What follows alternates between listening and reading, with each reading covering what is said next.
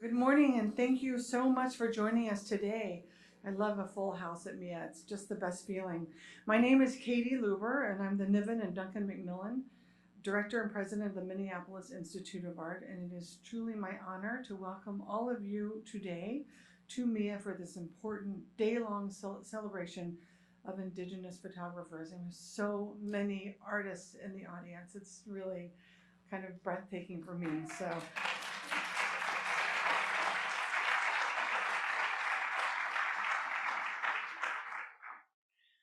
this museum resides on Dakota Mokoche, the homelands of the Dakota people and their Anishinaabe and Ho-Chunk neighbors. MIA recognizes the painful legacy of colonization and genocide and its impact on Native peoples.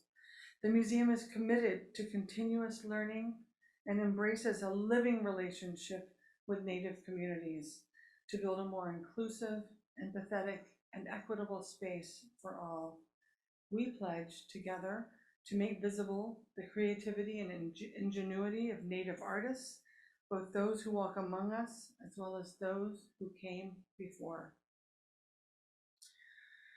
I'd like today as well to extend a heartfelt welcome and thanks to members of the community and curatorial councils, including those who could not join us today.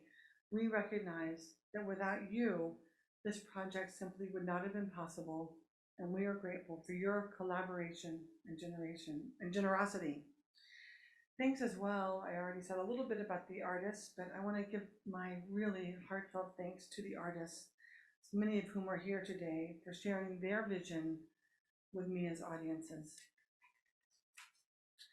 Projects like this one today involve staff from across the institution, and so many of us at MIA are proud to have had a hand in shaping this exhibition, publication, and today's conversations. I'm grateful to our colleagues for bringing us together today and look forward to a day of enriching discussions centering Indigenous voices, works of art, and new scholarship. The museum here at MIA has been committed to Native American arts and culture for much longer than I have been the director. I've only been here for 3 years, you all. There have been some successes and some bumps along that road as well, as there must have been. Our current exhibition of work by the Ojibwe painter Jim Diné is an example of one such success, an exploration of his monumental paintings that is on view here until late March 2024. If you've not seen it, I encourage you to go and check it out today. The show has received significant attention locally and nationally. I'm very proud of that work. We are examining here at MIA how we represent Native communities and artists in our collection spaces, or in our Native art specific galleries, where work is ongoing to rethink installations, as well as how Native communities are represented outside of those galleries and in our permanent collections. We remain grateful to the many sponsors and supporters who made this exhibition possible. We'd like to offer our particular thanks to 2 of our sponsors whose support helped make this program possible. The Terra Foundation for American Art and the Henry Luce Foundation both helped us to be able to present this group of panelists today. And a special thanks as well to the Consulate General of Canada in Minneapolis and to the Shakopee, Mdewakanton Sioux community for their ongoing support of MIA and for programs like this one. Now I'd like to introduce our first moderator, Casey Riley, MIA's Chair of Global Contemporary Art and one of the co-curators of the exhibition. So Casey, can I invite you to join me on the podium?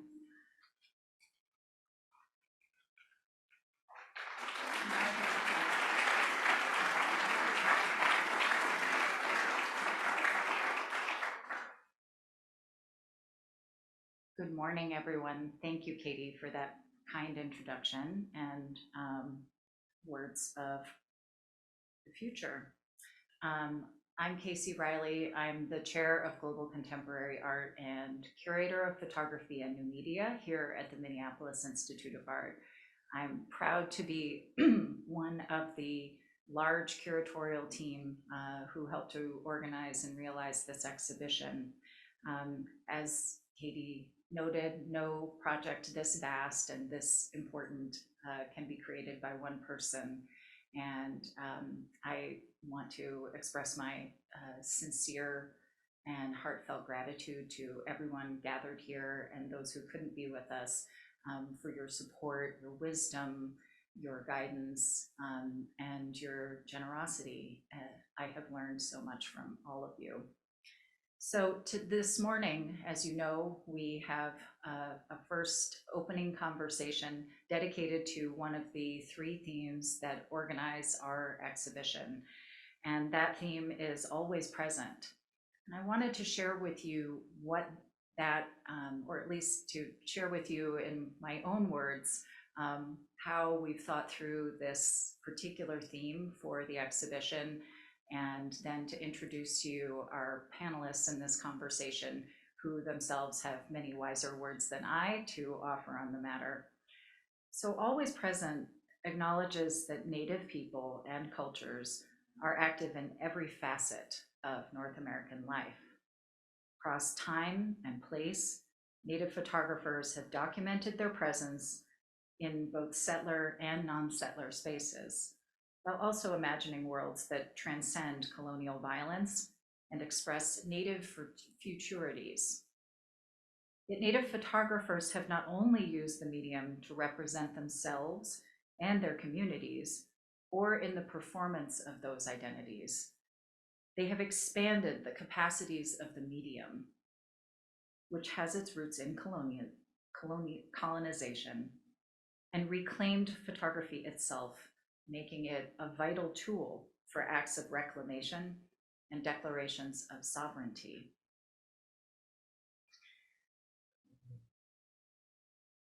And now it's my honor to introduce our three panelists in this conversation.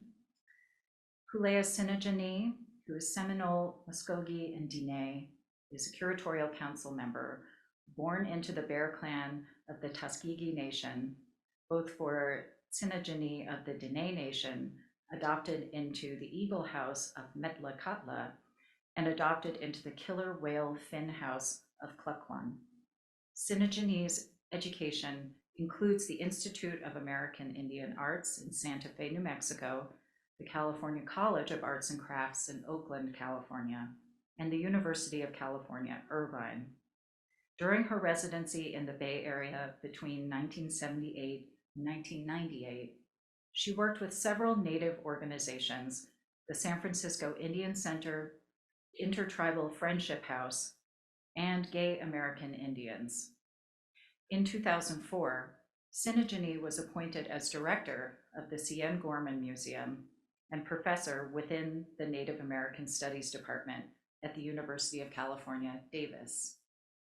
Tsinhnahjinnie is known nationally and internationally as a photographer and multimedia artist, creating portraiture and social commentary artworks.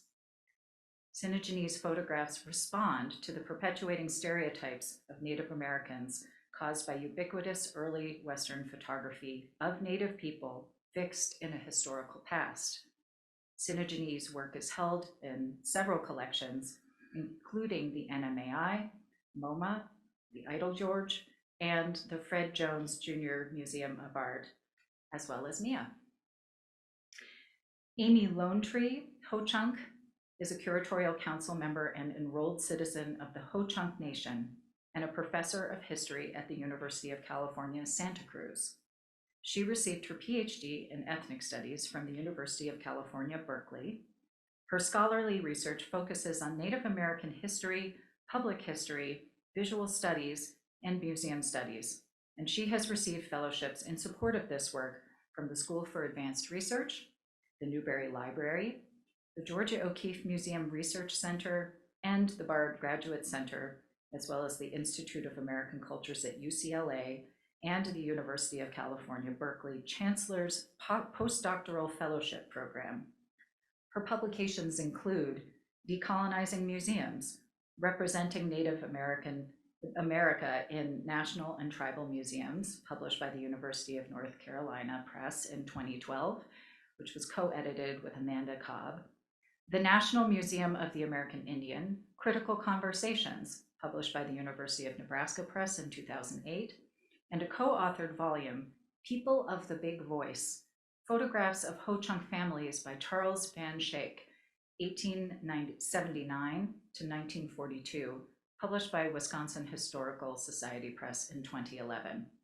Her articles have appeared in the Public Historian, the American Indian Quarterly, the American Indian Culture and Research Journal, and the Journal of American History. Lonetree is currently working on 2 new book projects.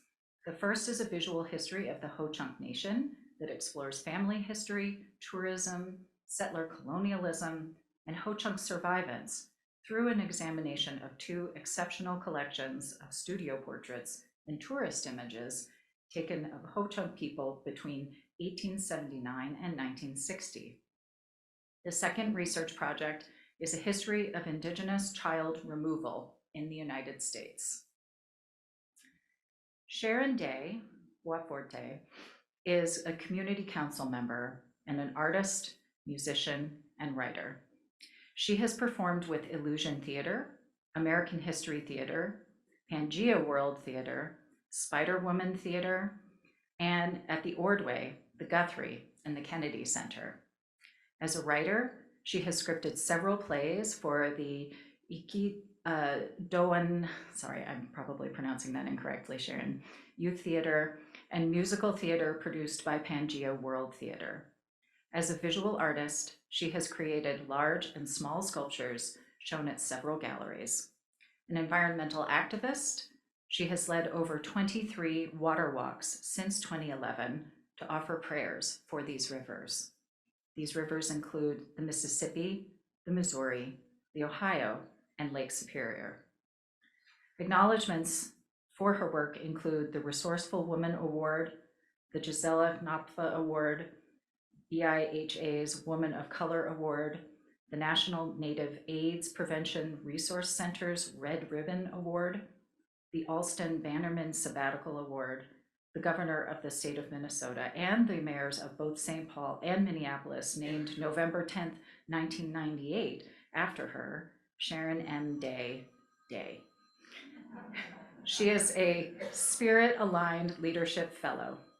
She is also the editor of the anthology Sing, Whisper, Shout, Pray, Feminist Visions for a Just World, published by Edgewood Books in 2000. She's featured in Drink of the Winds, Let the Waters Flow Free by the Johnson Institute, 1978. Please welcome Amy, Hulleah, and Sharon.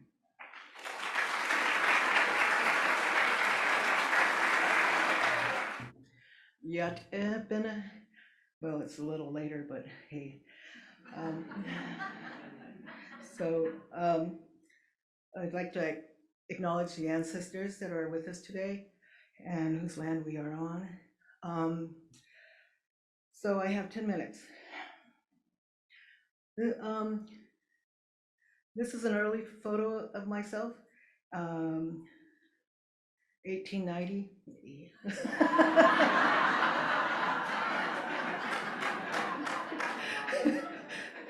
And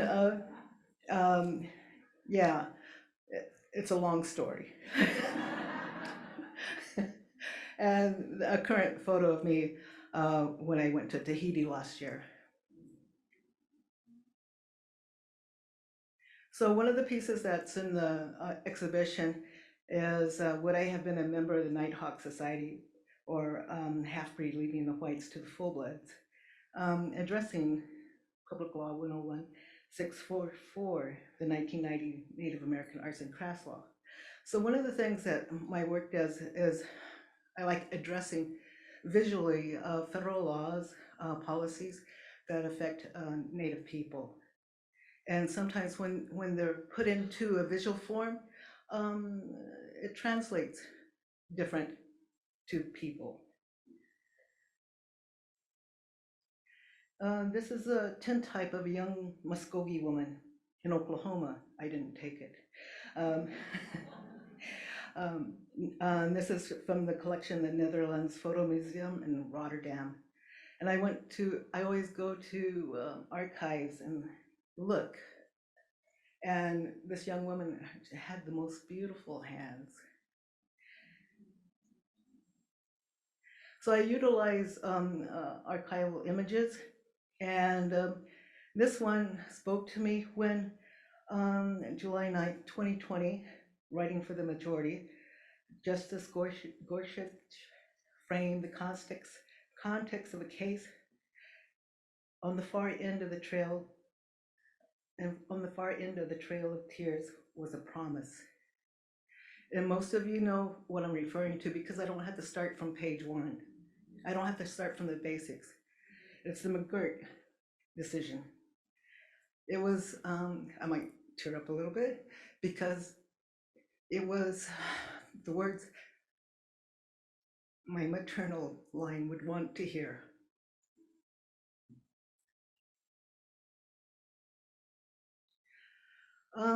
Pioneer Monument, San Francisco, one of my recent projects, a couple of years ago. This monument funded by James Lick, artist Frank Happensberger, and massive. It survived the 1906 earthquake, moved to the Civic Center. Yeah, I mean, it's massive. You know, he wanted to spend all his money, and before he died, he didn't want to give it to his heirs or anything like that. And of course, he wanted to express what made California, well, at least what they think made California. So we have different people, the gold mine Sutter, but mainly we'll look at the East Pier early days. The friars of Sierra preaching to the Indian, who happens to be Plains, but and the vaquero, of course, who always used the native as labor. In the early morning in 2018, the early days, that one was removed. And it was a long fight by the community, the Bay Area community, San Francisco and Oakland. Many people had walked by it going to school, and it always, not only just the depiction of the native person, but yeah. So anyway, San Francisco Art Commission said, we're going to take it over. And on the plinth, we're going to retake it. This is Richard Oakes' family. And of course, Richard Oakes led the occupation of Alcatraz. So we're talking, as Amy was reminding me, we're talking of deep history. We're talking of a lot of history here, how this is removed and how it was reclaimed.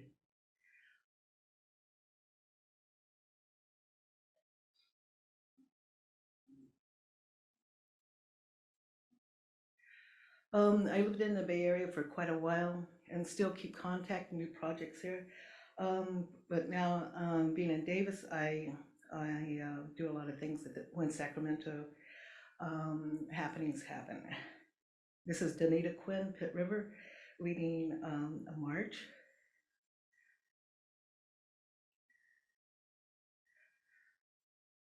And then there was the 100-year anniversary of the Southwestern Association for American Indian Arts.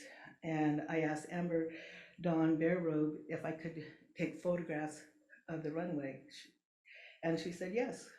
And she was so accommodating. They put me on the main platform with their photographer also. And I just bought a Fujifilm GFX 100S medium format, and I was trying it out. And it was my first runway shoot, so I had to do research. Notice the feet are flat on the ground. And so I thought it was also my first attempt at Instagram, and so I put some of the images on Instagram. And Veronica, of course, is always with me, and we were walking around, and I had total access backstage, front stage, wherever. And we went back, and the other photo, I had my iPhone, and I was shooting, and every time I pointed at models, they would start posing. That freaked me out, so. So I said, we have to leave.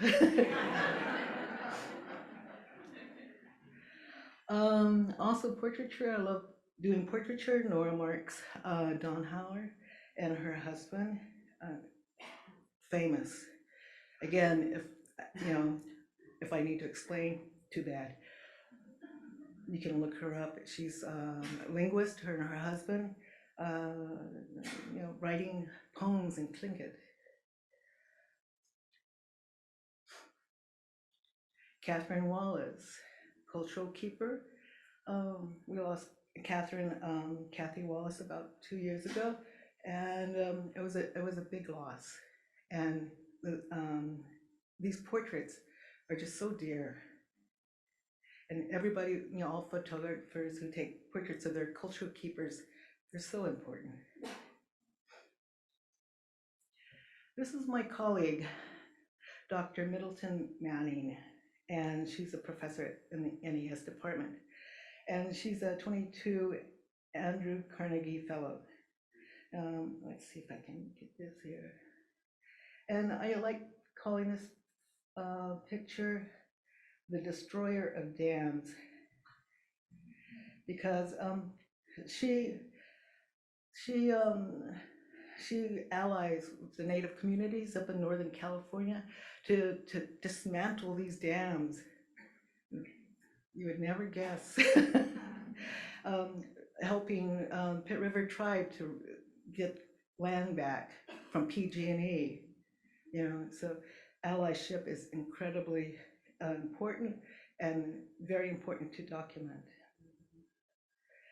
So you may have noticed that, what's my time like? Okay, good. So you may have noticed I don't take very many pictures of men. And reason being, I like women. And of course, the ultimate, Pele, one of the very many ultimate Pele. And so my recent passion has been photographing volcanoes, because again, I just don't take pictures of Native people or portraits or photojournalism, but I take photographs of the earth. And again, this is of course, Kilauea, utilizing the GFX 100S. And then one of Lehuya, one of the photographers in the show, Kanaka she was telling me that when Mauna Loa last erupted, she was 3 years old. And so I was able to hop on a plane and photograph Mauna Loa.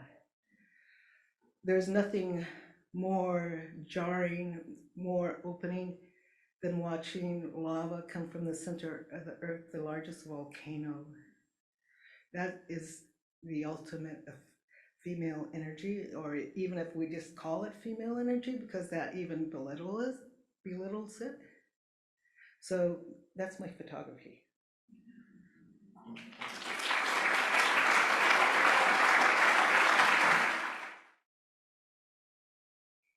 Hello, I'm honored to be here in Dakota Homelands, and also to have participated in the exhibition development process. And it's also an honor to be here and asked to discuss my research. I'm going to talk about a project that's been ongoing, and I know in the interest of time, we only have 10 minutes, so I will get started. Historical photographs are moving documents that provide a glimpse into the past, a past that for Indigenous people has been relegated to the periphery of the American story. The project for many of us in the field of Native American history is to center our communities and our stories in a world that has willfully sought to marginalize, stereotype, and dehumanize us. For Indigenous historians, writing historical narratives that places our voices and perspectives at the center of the narrative is the goal, and photographs are important primary sources for telling our histories in a manner that accurately reflects the nuance and complexities of our experiences. These narratives help restore our humanity, and photographs are powerful lines of evidence that reflect our family and tribal nation history. Photographs are also important to contemporary reclamation efforts within Indigenous communities.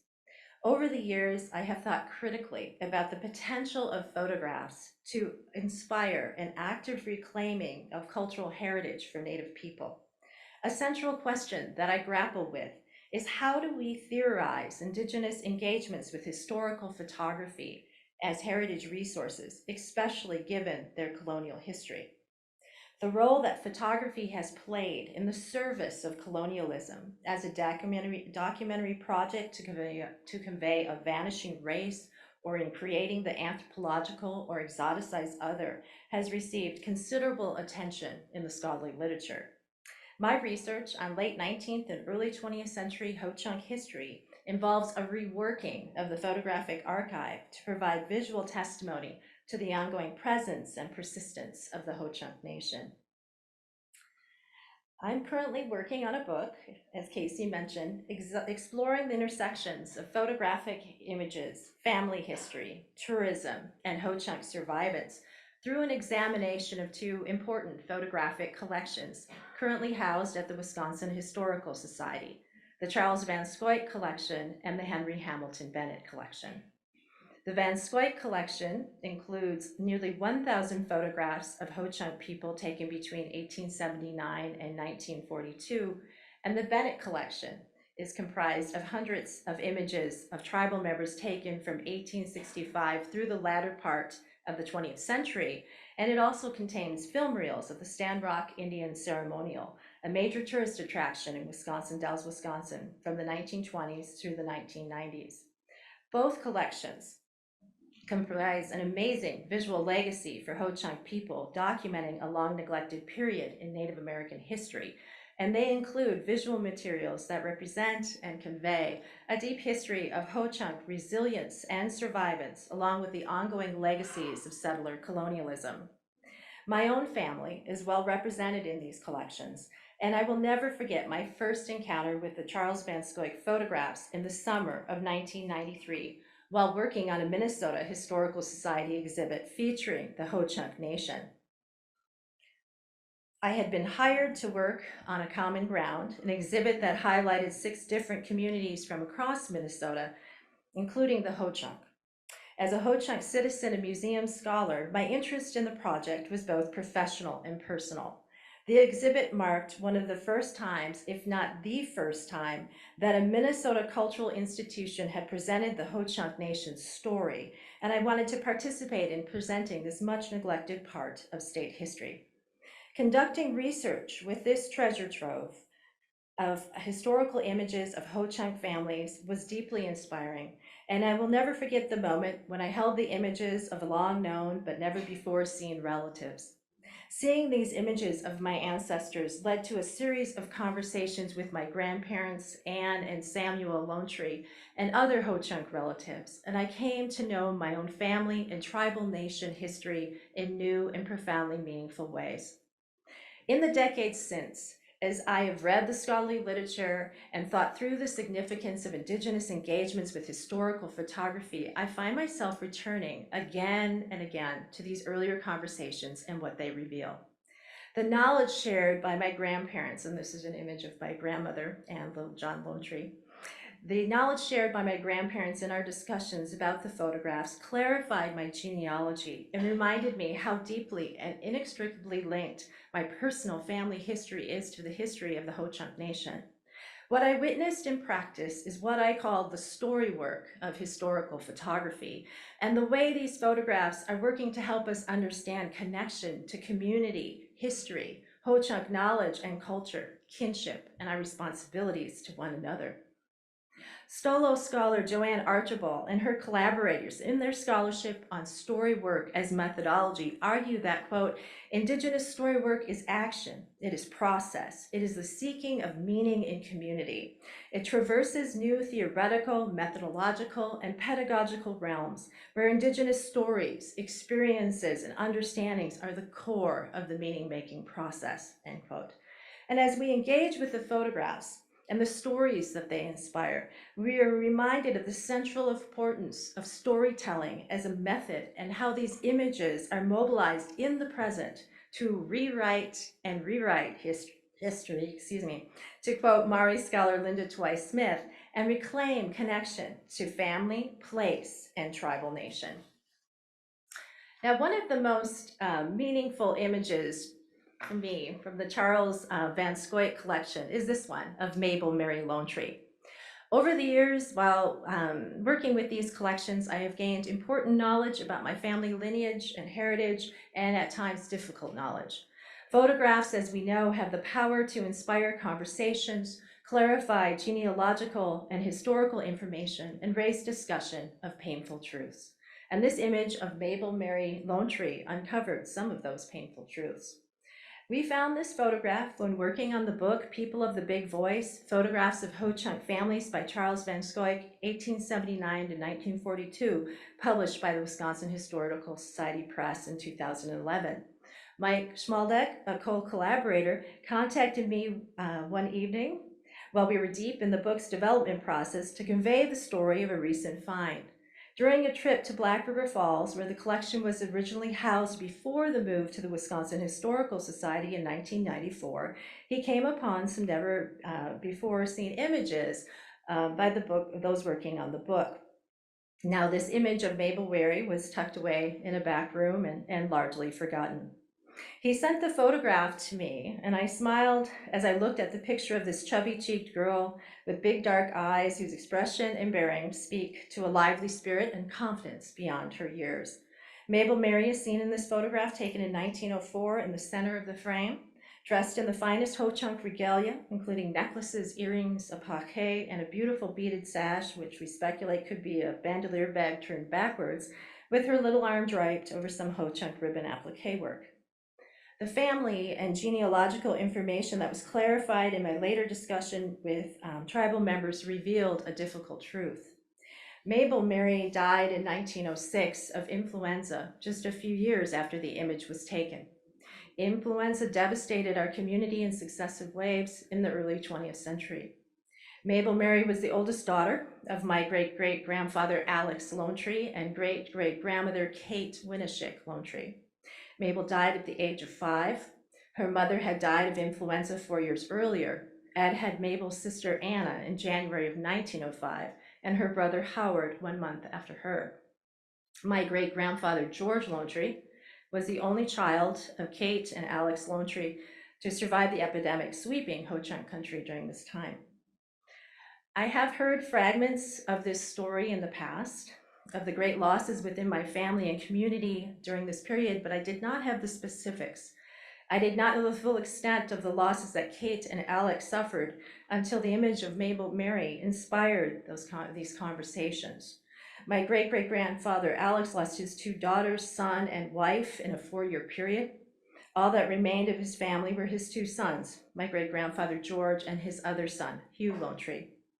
I cannot help but be overwhelmed with the weight of the loss that my family experienced, but yet, like our relatives in the 19th century who survived the repeated forced removals from our beloved homelands, somehow through his steadfast faith and determination, Alex managed to rebuild his life. He remarried again, and in 1918 had another daughter, Sophie, and lived by all accounts a full life as an active member of the community. And his wife, Lucy Emerson Brown, is pictured here.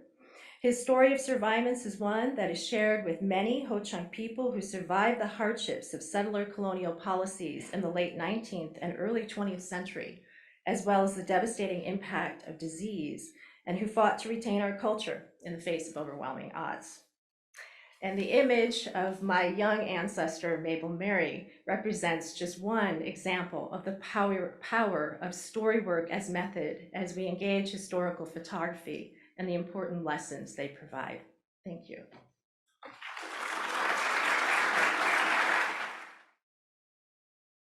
Bonjour. Bonjour, Ninindwe Magani do Nagmo Maingin Distant Cause, Wabashe Dodam, Ojibwe Kwayandao. Good morning. I'm going to try to figure out how to work this thing here. There we go. So I'm not I'm not a professional at anything, but I like to dabble. I always say with a number of things, and I think always with the idea of communicating something to the world. And in the Native community, if a leader was not acting rightly, the grandmothers could just escort them out of the lodge, and that was the end of it. And so when Trump was elected president, I thought, well, maybe the grandmothers should go to Washington, D.C.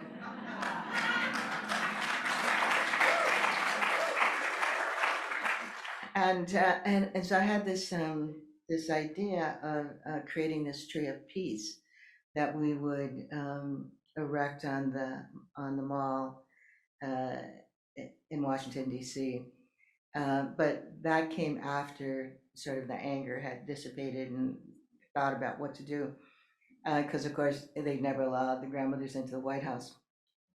And so I wanted something that expressed perhaps a more optimistic view.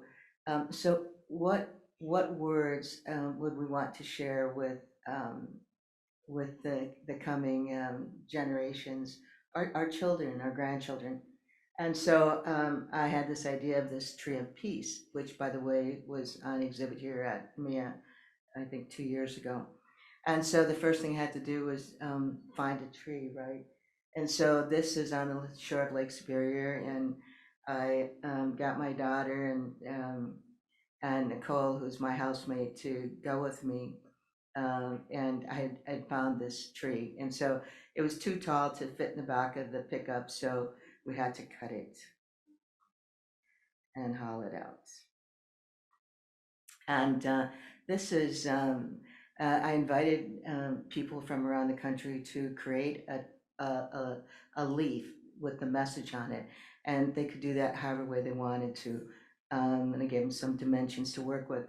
And so these came from all over, and we couldn't get to Washington, D.C.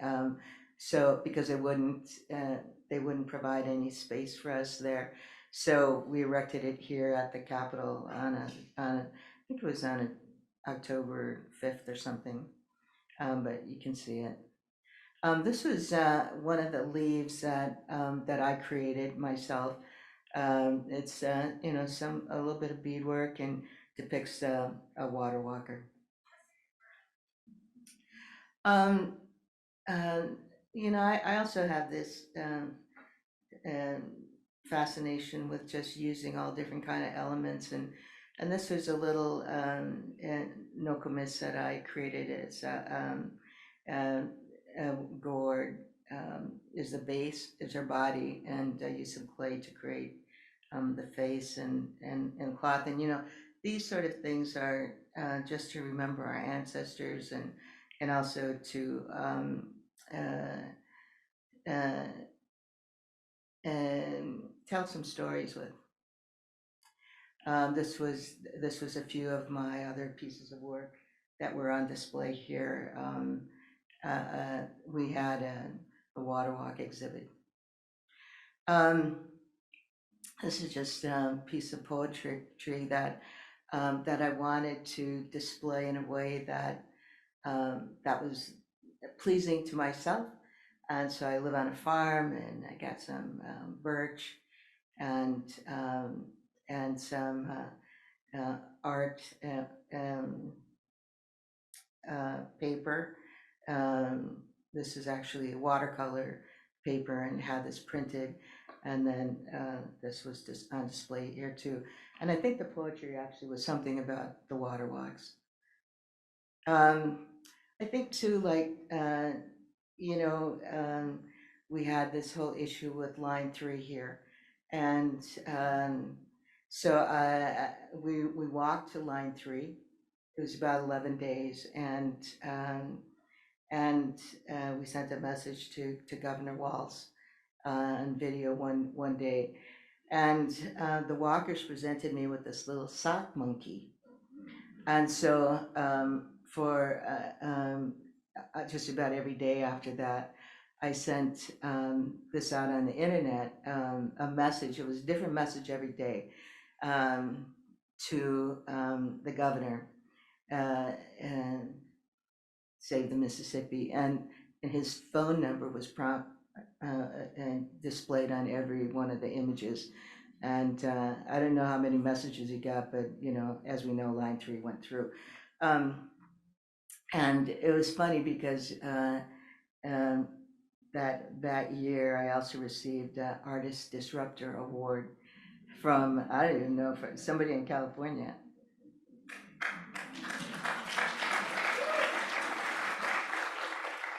And you know, we can have differences, and you know, the governor's offered me a SAMA tobacco on numerous occasions during his inauguration, and has in every chance I get, I still talk to him about the water. This is a picture that was taken by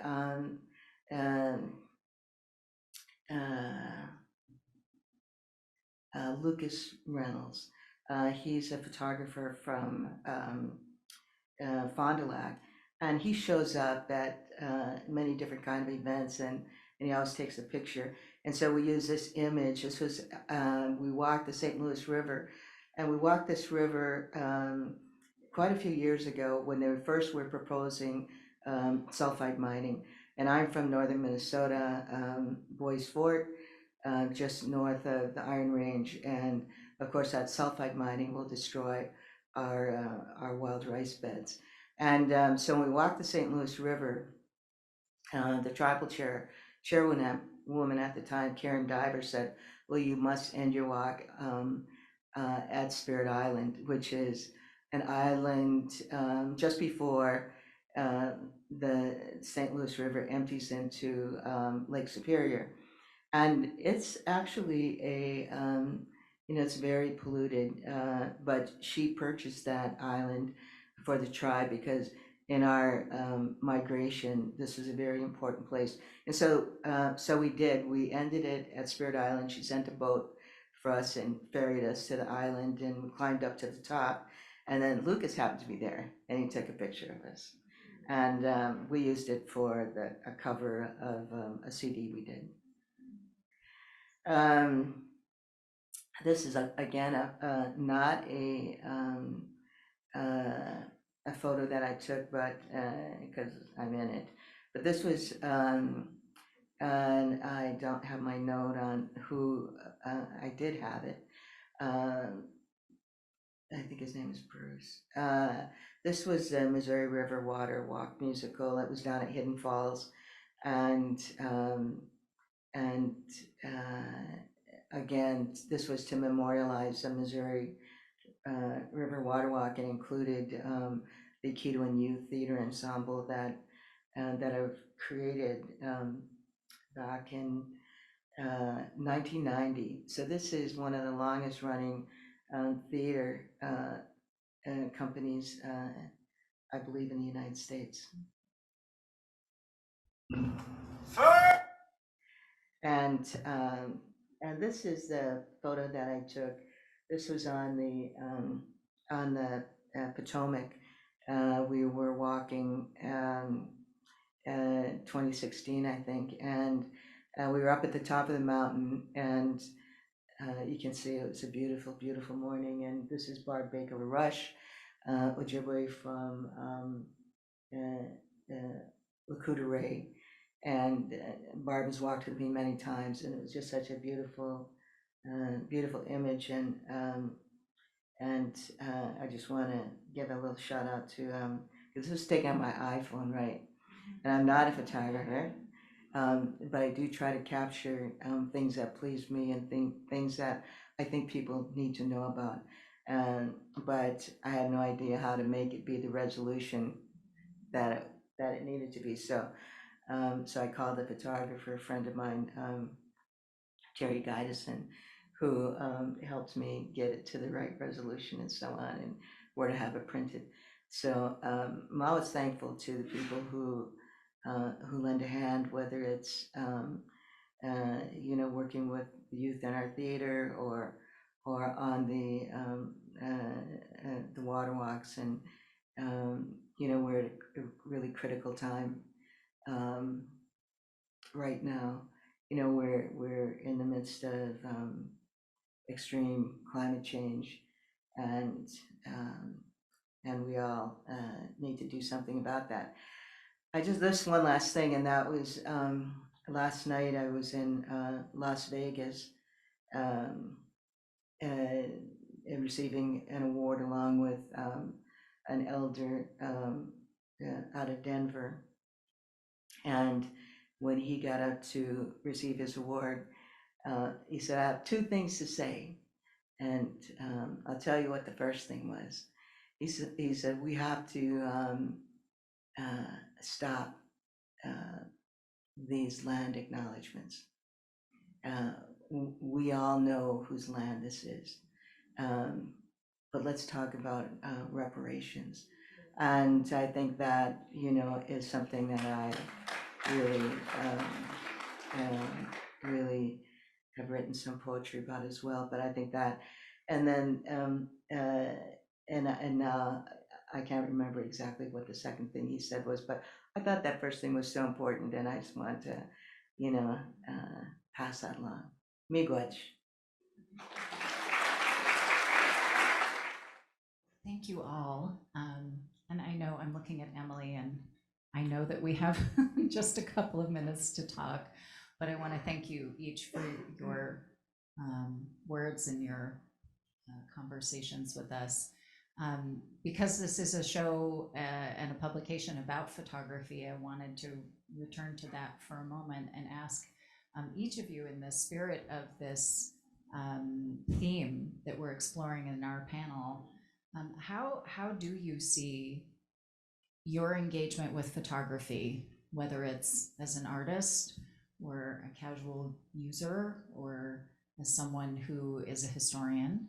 How do you see photography working to ground us in this idea of presence, the ongoingness of it, the consistency of it within an Indigenous context?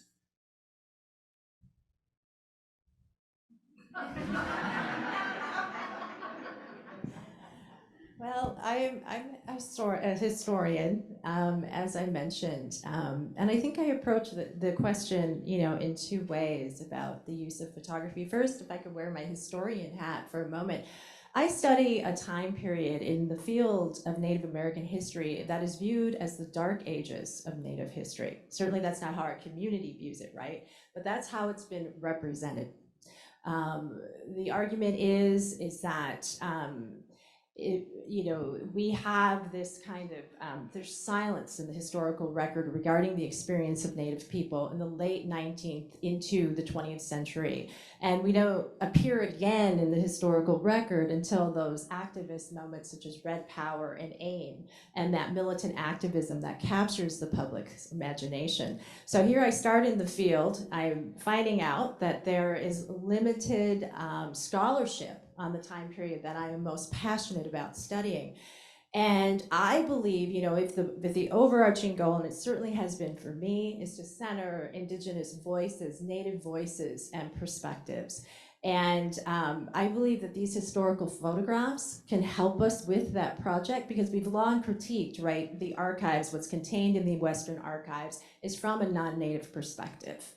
And the goal, as I said, for historians like myself is to place our voices and perspectives at the center. And I think that photographs allow us to be able to do that and in really powerful ways. And historians have to move beyond the manuscript collections and embrace, photography, not just as useful adornments to the analysis that unfolds on the page, but actually center that. That is how we center our tribal nations' histories, our families, our kinship. And then on a personal level, as I mentioned in my talk, I've had conversations with other scholars, and we've talked about how do we begin to theorize Indigenous engagements with historical photography. And people have, there's been some amazing art that's been produced, Hulleah and others, Tom Jones, other Australian scholars. And as I've been thinking through that, I really had to take stock because I know what that feels like on a personal level. I know what it felt like to hold the Charles Van Scoik photographs. It was an incredibly powerful moment. And the conversations that came out of that with my family, I could only touch upon it briefly. But one of the things, if I could just one final point, it was one of the things I learned when I shared those images with my family and then also conducted the research in the archives, was a bit more about the historic presence of the Ho-Chunk Nation in the state of Minnesota. This is a long understudied area. Minnesotans have a willed ignorance of our presence in Minnesota, and we have a deep and long-standing connection in the state of Minnesota. And I want to urge you all to keep an eye out for a forthcoming book that's going to talk about our presence in the 19th century. I should mention what that is, of course. I'm actually a Little John as well. And the Little Johns and other Ho-Chunk families have land, trust land, near La Crescent, Minnesota. And so we have that. But we also were here in the 19th century, and we had reservations at Long Prairie in northern Minnesota, and then in southern Minnesota. And we were removed from the Blue Earth Reservation in southern Minnesota following the US-Dakota War of 1862. So we were forced out of Minnesota at the same time. And the forthcoming book from the Minnesota Historical Society Press will be discussing that history. So that's just, again, what these historical photographs really inspired for me.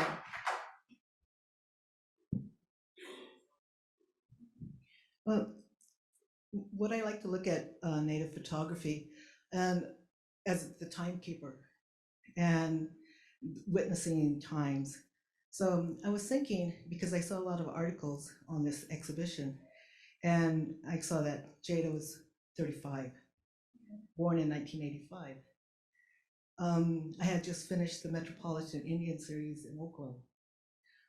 Later I would do when she's 5 years old, I do what I have been in,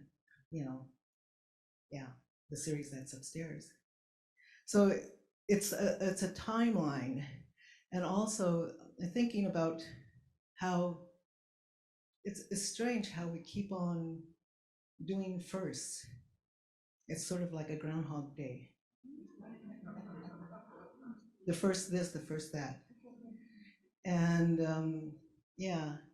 and is that so important to Native people, really? Or is it more important to institutions? Yeah, that's my thoughts.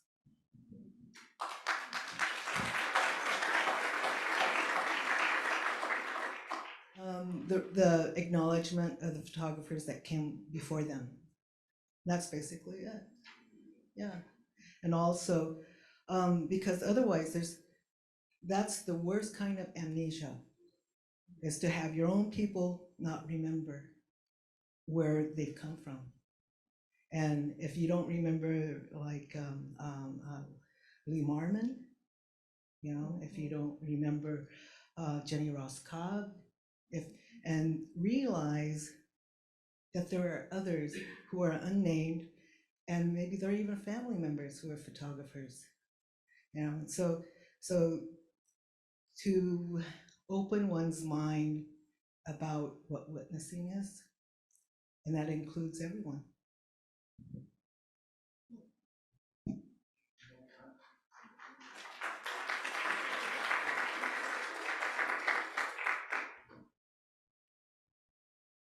I have a question, a comment. Hulleah, I remember some work in which you took historical photos and you recast them from your native perspective, but you also talked somewhat about how even in the photograph, the native person may have been enacting some kind of resistance. Could you talk a little more about that? Well, first of all, I think all Native people enact Native resistance. It's been an ongoing thing and inherited and before. To reimagine the photograph, and even though it is from a different position where I am standing, and that Muscogee young woman was standing, to realize that they may have an alternative reality rather than just being a beautiful young Indian maiden, parentheses. But you look at her hands, and she might have played the piano, and you look at her eyes and you see the intellect. I think one of the things that people get, and this again goes back to being the first or trying to discover or Columbusing, is that one forgets that there's not just the beginning, but and this is from teaching graduate students, it's like we don't always start from the beginning. We start from maybe halfway, from 3/4, because it's a continuation. And so, I don't like teaching people, 101. I refuse to teach 101. Yeah. So So it all is related to that. That makes sense. This question is for Amy. I noticed in your photographs that you were sharing, which is such a hard thing to do, to identify the people who are in images as old as that. And I was just curious, mostly were you able to accomplish that by studying your own family's history, or just also maybe you could speak to a little broader about what your experience and how you approached going through those photographic archives, and what that experience was like, and seeing so many individuals who are unnamed and trying to go through that process of finding the individual. I rely on the work of others, and I'm happy to give the genealogy of the project with the Charles Van Scoik collection in particular. That collection, I remember when I first really started looking at the secondary source material, the other books on Native American photography, how it would take people decades to identify the people in the frame.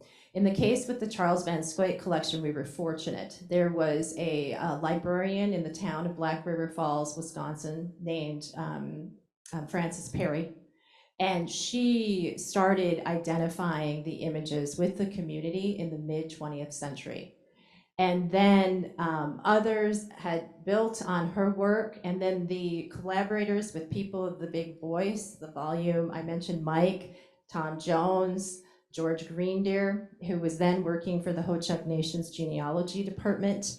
They were out interviewing elders. I talked to family members, of course, regarding the collections, that were of my family. But it's a process that began decades ago, and we're kind of building on that knowledge over time. So we were very fortunate, as I said, to have the identifications. And not everything is correct, right? You have to, again, continue to have conversations about things. We've learned that some of the identifications were incorrect, but that process of identification continues over time. So it is really a very fortunate thing to have that opportunity to build on it, right? That this starts in the mid-20th century, and so we know that individuals who were born in the 19th century were alive at the time when Frances Perry began the work. So we're really indebted to her, I think, for beginning that process. And of course, to all of the others, all the other Ho-Chunk people who have continued that process of identifying, and the people who worked on People with the Big Voice. On that note, I want to thank Amy, Hulleah, and Sharon for all of that they shared with us this morning, and to thank you for coming to our conversations this morning. I want to remind our guests, anyone who has a lanyard, yes? Okay. Anyone who has a lanyard can come up to our celebratory lunch, which is in the reception hall, correct? I'm looking at Emily because they're in charge. Okay.